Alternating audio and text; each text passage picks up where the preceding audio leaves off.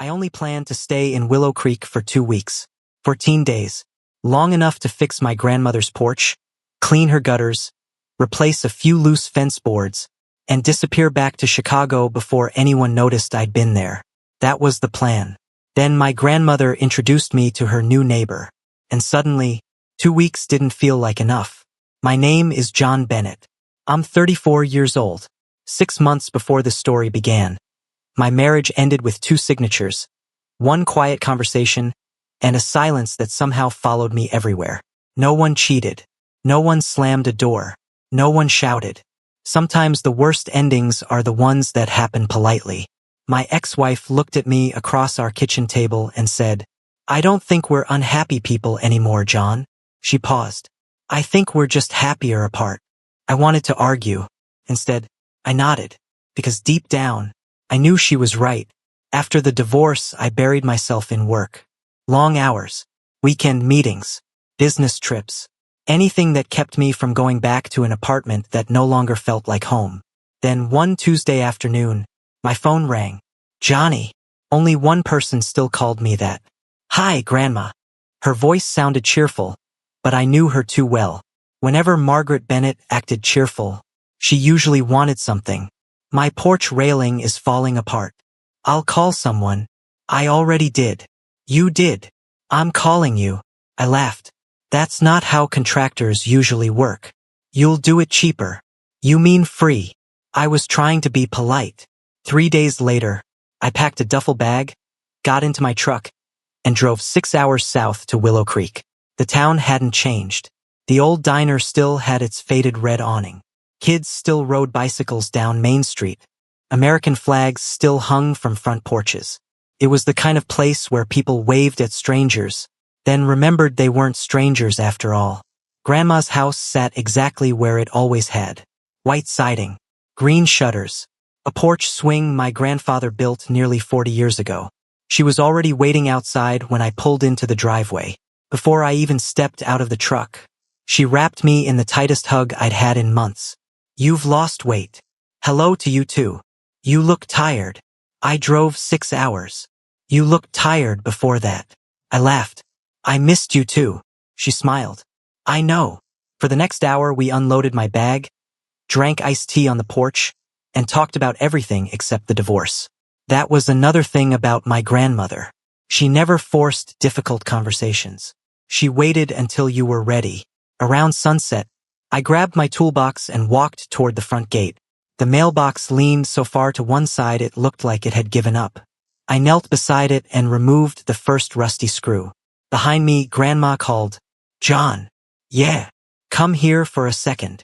I've got 1 screw left. It can wait." Something in her voice made me stand.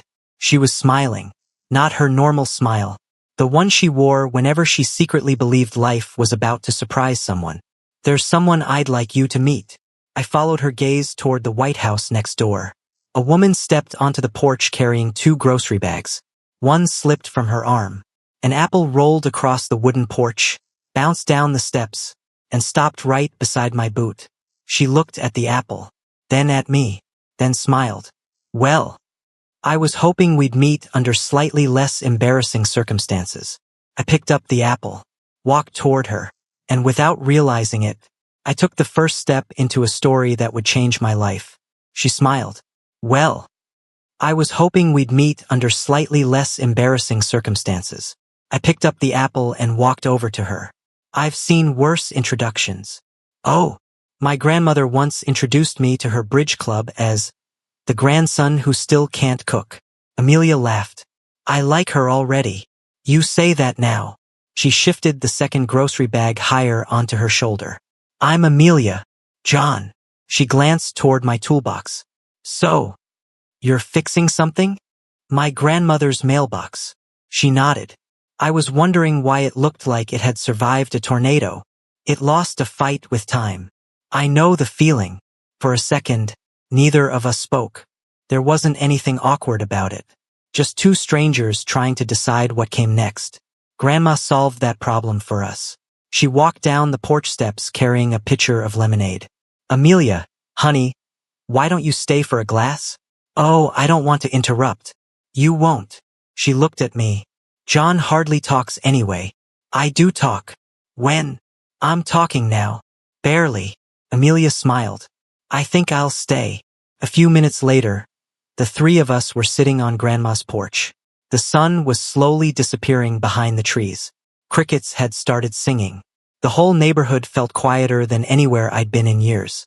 Grandma poured lemonade into 3 glasses. So, Amelia, has the house been behaving? Amelia laughed.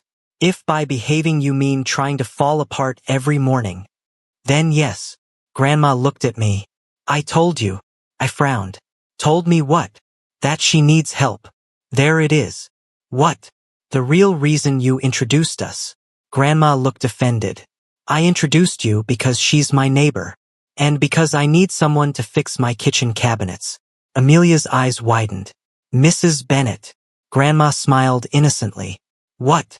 They're barely hanging on. I looked at Amelia. Seriously. She nodded. I opened one yesterday. It landed in the sink. I couldn't help laughing. That's impressive. It scared me more than I'd like to admit. Grandma folded her hands. I told her you know how to fix almost anything. I also know how to say no. She raised an eyebrow. Do you? I looked at Amelia. She quickly shook her head. You really don't have to. I smiled. It's okay. I came here to help people. I just didn't know my customer list would expand on the first day. She laughed. Then let me at least pay you. You don't have to. I insist. I thought for a moment. How about this? If I fix the cabinets, you make the coffee. She smiled. You've got yourself a deal. Grandma looked suspiciously pleased with herself. Pointed at her. You're enjoying this. I have no idea what you're talking about. She absolutely did. And somehow, I had a feeling this wouldn't be the last time she found a reason to bring Amelia and me together. The next morning, I grabbed my toolbox, walked across the lawn to the little white house, and knocked on the blue front door. A voice called from inside. It's open. I stepped in, then immediately heard a loud crash from somewhere in the kitchen, followed by Amelia's voice. Please tell me you brought more than a screwdriver. I stepped inside, then immediately heard a loud crash from somewhere in the kitchen, followed by Amelia's voice. Please tell me you brought more than a screwdriver. I've got a hammer too. Good. I think the house is winning. When I reached the kitchen, I finally understood. One cabinet door was lying on the floor. A shelf leaned against the refrigerator, and dozens of spice jars had somehow scattered across the counter without breaking. Amelia looked at the mess inside. I swear. I only opened one door. I picked up the cabinet. How old is this kitchen? The previous owners built it almost 30 years ago. I examined the hinges. They never replaced these. So, I'm innocent? Barely. She laughed. I'll take it. While she gathered the spice jars, I removed the old hinges. The wood behind them had started to crack. It'll take a little longer than I thought. I've got nowhere to be. I looked around the house. Unlike the kitchen, the living room was almost finished. Books lined the shelves. A blue blanket rested across the couch. Fresh flowers sat on the coffee table. You've made this place feel like home already. She smiled softly. I'm trying. You've done a good job. I hope so. She leaned against the counter. You know, this is the first house I've ever owned. Really? She nodded. I've always rented apartments. I wanted one place that actually felt like mine. I tightened another screw. Why Willow Creek? She was quiet for a moment. Then she answered. Because nobody here knows who I used to be. I looked up. She immediately smiled. That sounded more dramatic than I meant. It sounded honest. She slowly nodded. It probably was. Before I could ask anything else, her phone buzzed on the counter. She glanced at the screen. The smile disappeared. She declined the call without saying a word. Everything about her changed. Not dramatically, just enough for me to notice. You okay? She forced a small smile. Yeah. Wrong number. I didn't believe her. But we'd only known each other for a day. Some questions earned the right to be asked. I hadn't earned that one yet. So instead I held up the repaired cabinet. Moment of truth. She walked over, slowly opened the door. It stayed exactly where it belonged. Her eyes widened. It didn't move. It finally met someone stubborn enough. She laughed. I think that's the nicest compliment you've given a kitchen. I save my best material for quality cabinets. She rolled her eyes. You're terrible. I've been told. She walked to the coffee maker. A deal's a deal. I promised coffee. A few minutes later, she placed 2 mugs on the table. I took 1 sip, then looked at her. She smiled nervously. Well, it's actually good. She laughed. You sound surprised. I was prepared for disappointment. I'm choosing to take that as a compliment. We carried our mugs onto the back porch. The yard behind her house overlooked a small pond surrounded by maple trees. A family of ducks drifted across the water. The only sound was the breeze moving through the leaves. I forgot places like this existed, I said quietly. Amelia looked toward the pond. So did I. For a while, we simply sat there, not talking, not checking our phones, just listening to the quiet. Then she broke the silence. Tomorrow night's the summer market. I've heard. She smiled. I'm pretty sure your grandmother has mentioned it to everyone within 50 miles. I laughed. That sounds like her. She turned toward me. Would you like to go together? Before I could answer, a black SUV slowly pulled up in front of her house. Neither of us recognized it. The driver turned off the engine, opened the door, and stepped out holding a bouquet of white roses. The driver stepped out holding a bouquet of white roses. Amelia froze, not for a second, long enough for me to notice. You know him? I asked. She nodded slowly. I do. The man walked toward the porch with an easy smile, like he had every reason to be there. He couldn't have been much older than me. Dark hair, button-down shirt, expensive watch, confident, too confident. Amelia, he held out the flowers. I've been trying to reach you. She didn't take them. I know. You blocked my number. I did. For a brief moment, nobody spoke. I stood up. I should probably. No. Amelia looked at me. You don't have to leave. The man finally noticed me. And you are. John. He looked between us. I didn't realize you had company. Amelia crossed her arms. Eric. What are you doing here? I wanted to talk. We already talked. Not really. You made your decision before I had the chance. She shook her head. I made my decision months ago. He glanced at the bouquet still in his hands. I thought maybe, if we talked face to face. She interrupted him gently. I'm not moving back. The sentence landed with surprising weight. Eric lowered the flowers. So that's it. She nodded. That's it. He looked at me one last time, then back at Amelia. I hope you're happy. She didn't answer, because she already knew the answer. Eric slowly walked back to his SUV. A moment later, he drove away. The porch became quiet again. Only the sound of the ducks on the pond remained. I looked at Amelia. You okay? She watched the road for a few more seconds, then let out a long breath. I am now. I didn't ask another question. Instead, I picked up my coffee. So, the summer market? She looked at me. A small smile returned to her face. You still want to go? I was planning on it. She laughed softly. I'm glad. She looked out toward the pond again. You know, I almost canceled. Why? I thought seeing him would ruin my day. She looked back at me. It didn't. For reasons I couldn't explain. Hearing that made me smile. The next evening, Main Street looked like an old postcard. Warm string lights stretched across the road. Country music drifted from a small wooden stage. The smell of barbecue, fresh popcorn, and homemade pies filled the air. Families walked from booth to booth. Children ran past carrying balloons. It seemed like everyone in Willow Creek had come. I spotted Amelia near the fountain. She was wearing a light blue summer dress and white sneakers. Simple, natural, beautiful. She smiled the moment she saw me. You came. I said I would. She laughed. I've learned not everyone keeps their word.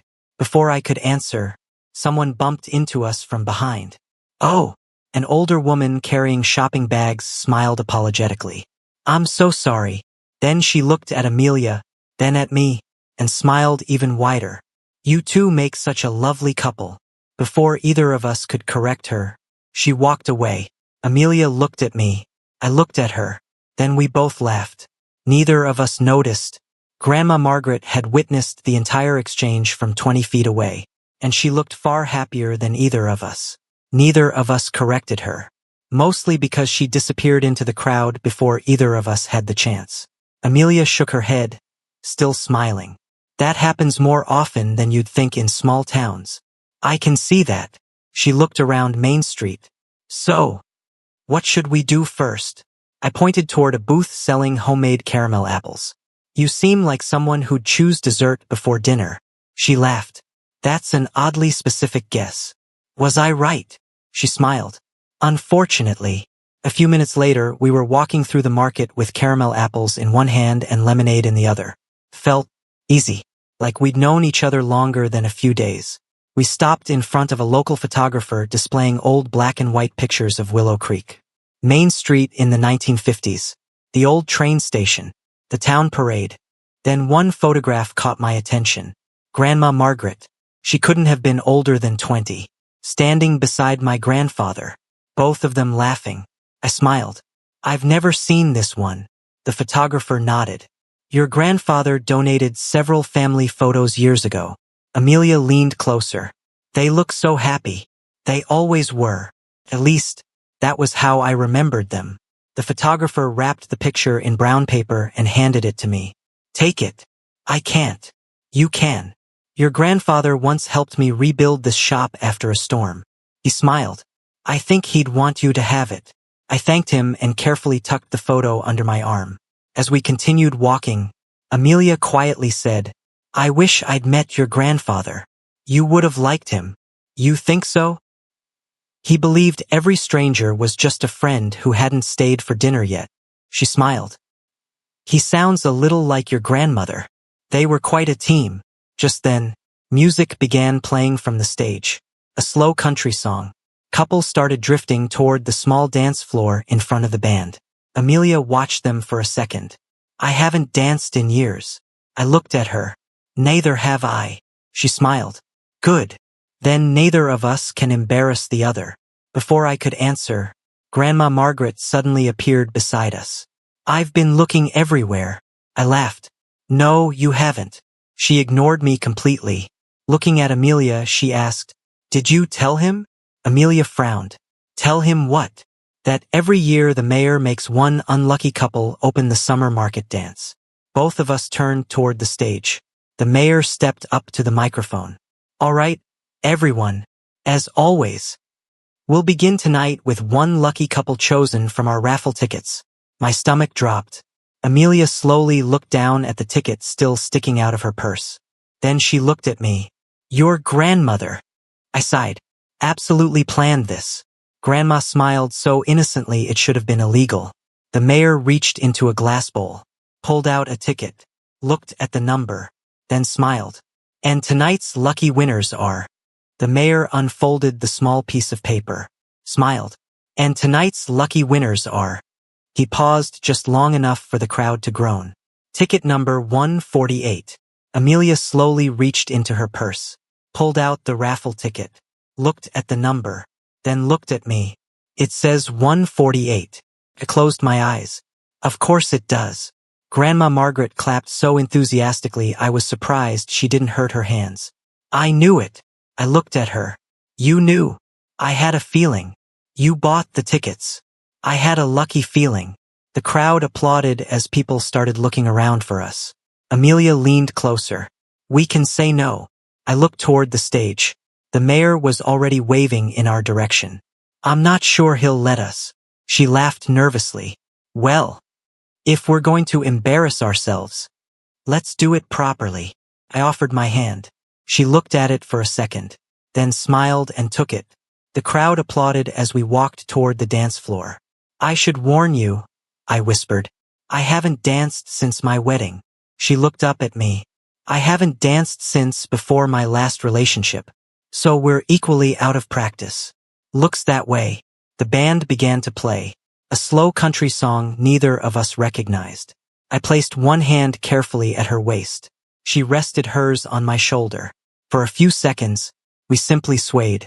No fancy steps, no perfect rhythm. Just two people trying not to step on each other's feet. She laughed. What? You look terrified. I am. Of dancing? No. Everyone watching. She glanced around. They'll forget by tomorrow. I hope so. She smiled. I won't. I looked at her. You'll remember me almost dropping you?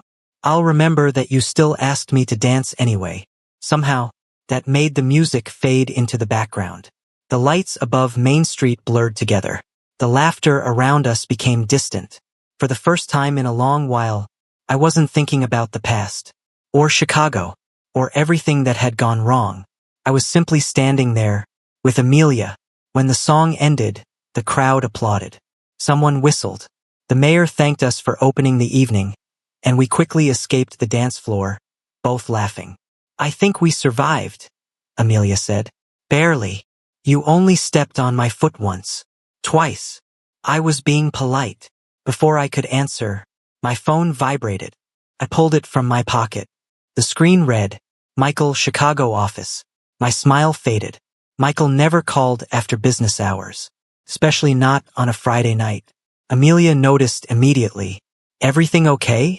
I stared at the screen for a second before answering. I don't know. I stepped away from the crowd and accepted the call. John. Thank God you picked up. Michael sounded excited. I've got news. What happened? The regional director resigned this morning. I frowned. Okay. We want you back. I didn't say anything. He continued. The promotion is yours if you want it. My heart skipped. Regional director. The position I'd been working toward for years.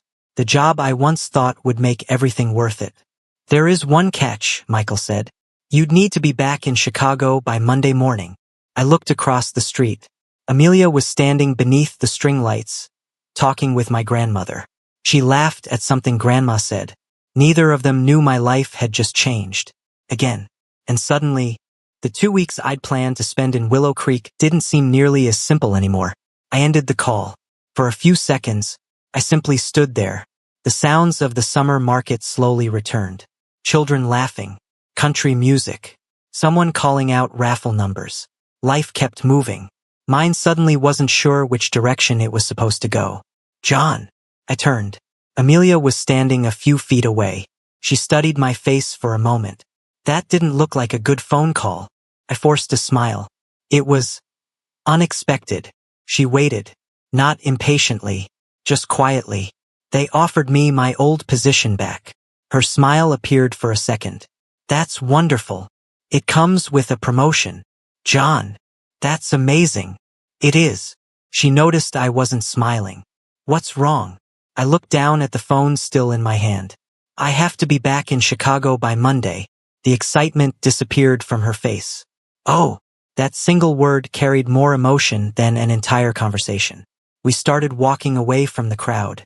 Neither of us spoke until we reached the small bridge behind the town square. The music was quieter there. Only the water beneath us broke the silence.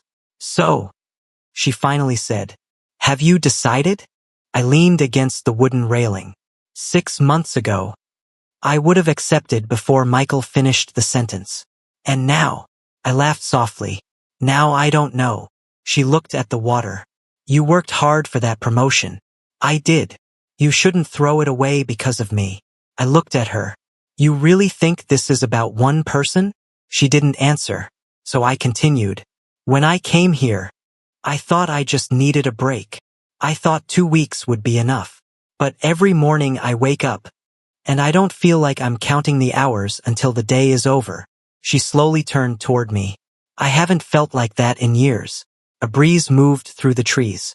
The lights from the summer market reflected across the water. I forgot what it feels like to enjoy ordinary days, I admitted. No meetings. No deadlines. No pretending everything's fine. She smiled sadly. I know. I spent years doing the same thing. I looked at her. Do you ever wonder if we've been chasing the wrong things? She didn't answer immediately. Instead, she reached into her purse and pulled out the photograph I'd tucked there earlier after showing it to her. The picture of my grandparents. She smiled at it. They don't look rich. No. They don't look famous. No. But, she looked back at me. They look happy. I stared at the photograph. My grandfather had his arm around my grandmother. Both of them were laughing at something outside the frame. Not posing. Just living. They spent their whole lives here, I said quietly, and they never once thought they'd missed out. Amelia folded the photograph carefully and handed it back. Sometimes, the life we're chasing isn't actually the life we want. Her words stayed with me, not because they answered my question, because they made me realize I didn't know the answer anymore. When we walked back toward Main Street, Grandma was waiting for us outside the old diner. She took one look at my face, then quietly slipped her hand through my arm. Without asking a single question, she already knew. Something had changed. Grandma waited until we got home before she said anything. She was sitting on the porch swing with 2 mugs of tea already waiting. She handed me one. I figured coffee wasn't the right choice tonight. I smiled. You know me too well. I've been practicing for 34 years. For a while, we listened to the crickets. The porch swing creaked softly beneath us. Finally, she asked, Chicago. I nodded. They offered me a promotion. She smiled. You've worked hard for that. I have. So why do you look miserable? I stared into my tea. Because 6 months ago this would have been the easiest decision of my life. And now, I don't know what I want anymore. Grandma reached over and patted my hand. When your grandfather came home from the war, he was offered a job in New York. I looked at her. I never knew that. He almost took it. What changed? She smiled toward the yard. He met me. I laughed. That's a little unfair. It is. But here's the part people never tell you. She looked at me. I wasn't the reason he stayed. I frowned. He stayed because he realized he already had the life he'd been looking for. Those words stayed with me long after we went inside. The next morning, I found Amelia sitting alone on the dock beside the small pond behind her house. She was skipping stones across the water. The 4th one bounced 5 times. The 5th sank immediately. I've never been good at this, I said. She looked back and smiled. I noticed. I sat beside her. For a minute, neither of us spoke. Then I quietly said, I turned down the promotion. She blinked. You? What? I called Michael this morning. And I thanked him. But I said no. She searched my face. John, that's a huge decision. I know. Are you sure? I looked across the water. No. I laughed softly. I'm not sure about anything. Except one thing. She waited. I know how I feel when I'm here. I turned toward her. And I know how I feel when I'm with you. A tear gathered in the corner of her eye. You've only known me a week. I know. It sounds crazy. It probably is. She laughed through the tears. A little. But every day I've spent with you has felt more honest than the last 6 months of my life. I reached for her hand. If this scares you, tell me now. She looked down at our hands, then back at me. It scares me. My heart sank. She smiled. But not because of you. She took my hand. I'm scared because I don't want to lose this. I smiled. Then let's stop pretending we're just 2 neighbors. She nodded. I'd like that. I leaned forward and kissed her. It wasn't dramatic. It wasn't rushed. Simply felt right. As if we'd both finally stopped running. 6 months later, the porch railing at Grandma's house still stood perfectly straight. The mailbox was still standing too. Amelia liked to remind me that I talked to it more than necessary. She wasn't entirely wrong.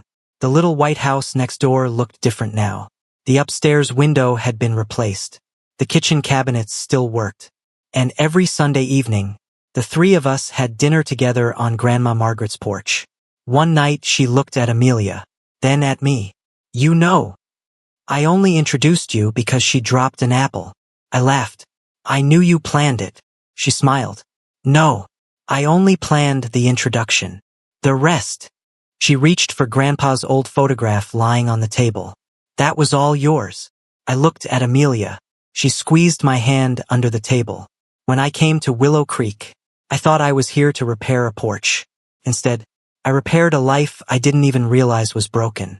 Sometimes, The person who changes everything is simply the neighbor you almost didn't meet.